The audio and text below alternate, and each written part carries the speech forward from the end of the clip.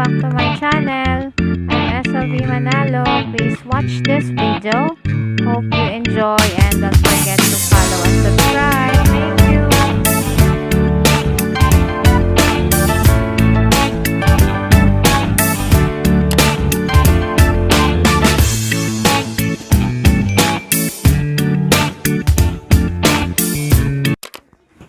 Ang recipe natin for today is how to make homemade potato fries. Balatan ang patatas, i-slice into strips.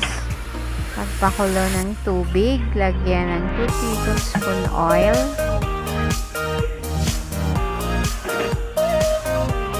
Ilagay na ang potato strips. At pakuluan ito ng 1 minute only.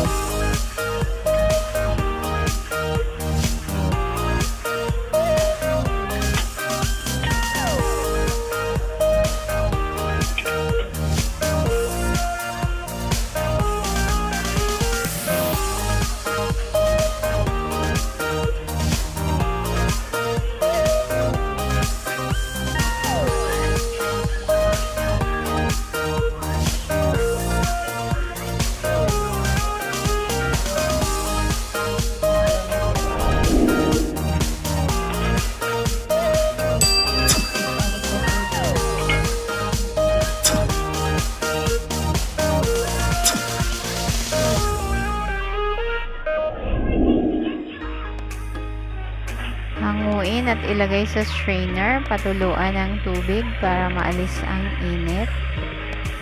I-transfer sa malapad na plato at hayaang matuyo. Magpakulo ng mantika at ilagay ang potato strips.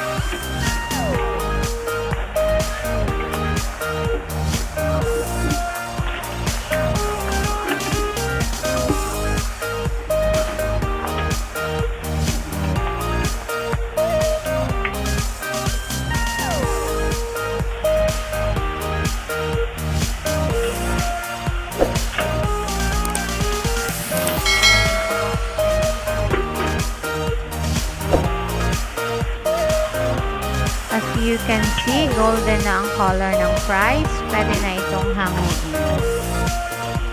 Dalawang klase ng fries ang ginawa ko. Isang freshly made at isang refrigerated.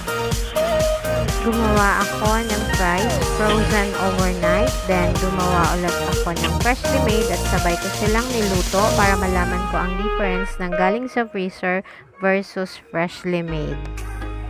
Guys, super sarap niya pareho. Perfect snack for everyone.